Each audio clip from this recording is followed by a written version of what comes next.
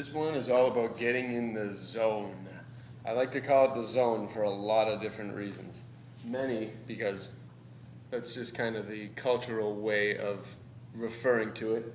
You're in the zone, you're focused, nothing can really take you out of it. You're just it means like 110% focus. Absolutely in it. You love doing it.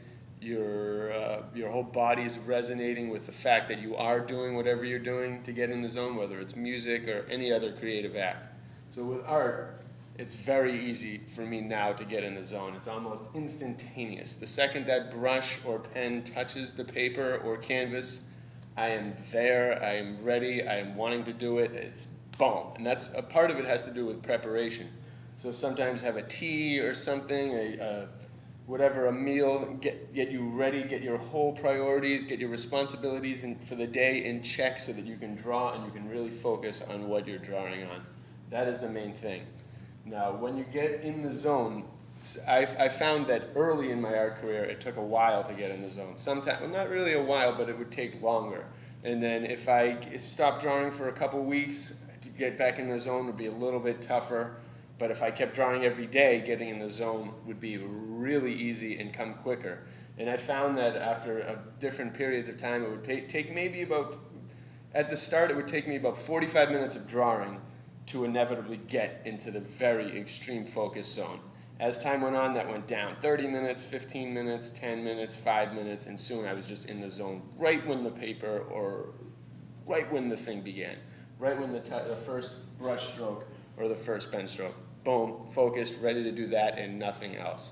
You know, sometimes Richard Williams, the guy who's partially responsible for animating Roger Rabbit and The Thief and the Cobbler, a master animator, he recommends and found out that from the Disney animators that listening to silence, absolutely being in silence, no music, whether it's classical or anything, is perfect and optimal for focus. And I do agree with that. However, I love music. And animation is a lot different than free-form drawing.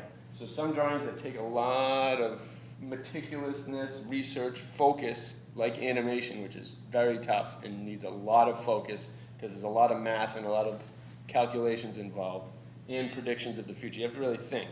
Silence is best for that. But when you're free-form drawing, letting the subconscious go, there's nothing better than music. I also recommend movies that you can listen to, not ones that are really violent or just a lot of sound effects, ones that you can listen to, documentaries, stuff you can learn from. That also helps kind of getting in the zone. Now with art, it's really easy. Once you do it, you're focused. I've had some days where I've drawn for 20 hours just stopping to eat food. I've had a couple days when I've brought a fever down from 102, 103 to 99 just by being in the art zone for about 10 hours or less sometimes. I've noticed just incredible boosts of happiness, energy. If someone in the family passes away, it's something kind of tragic happens. Art, getting in the art zone eviscerates almost everything else and really even helps you purge.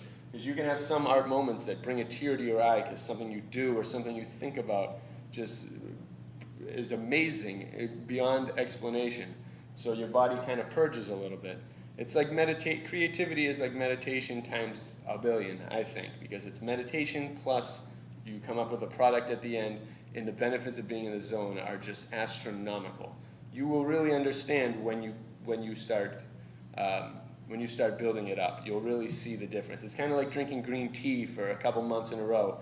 It'll start to show you different signs of focus and weight loss or just less appetite, less hunger, kind of just different things that build up when you have a certain kind of substance or tea or anything, food, that's really healthy for you. And art does the same thing.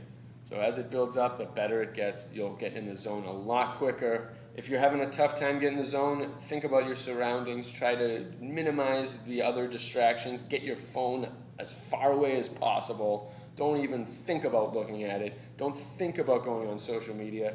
Just draw. Get creative.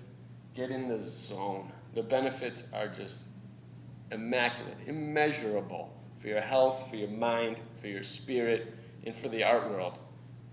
When you're in the zone, you'll never know what you'll create or what you can do. You're capable of anything.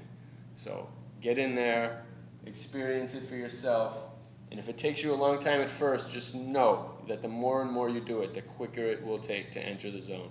That's a guarantee. And pretty soon you'll just be like, boom, the instant it touches, there's nothing else on your mind. Even when people are watching me and I'm painting, whether it's 20 people or 2 people, if they're watching me, asking me questions, you can still focus on everything. Everything's still possible. You learn how to multitask. You can kind of do research and draw. Your skills will improve. Your skill set and the evolution of your craft will just keep getting better and better. So the zone is very important.